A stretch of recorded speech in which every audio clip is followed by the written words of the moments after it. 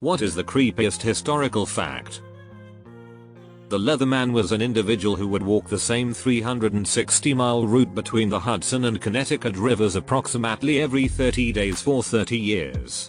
He was named Leatherman because of the hand-sewn leather clothes he wore and the fact that he never spoke to anyone other than shopkeepers for supplies and would never divulge anything about his past.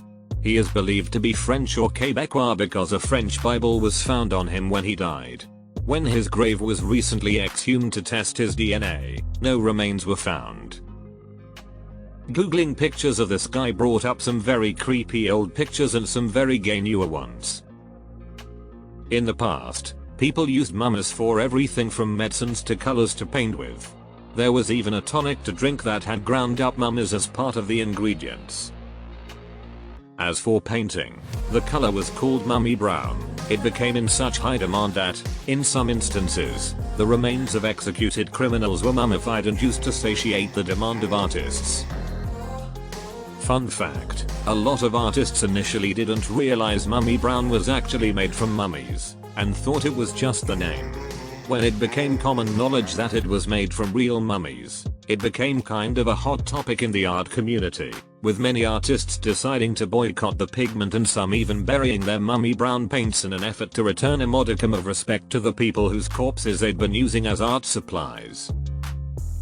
Cleopatra was the product of 4 consecutive generations of brother-sister marriages, and then proceeded to marry 2 brothers and her own son.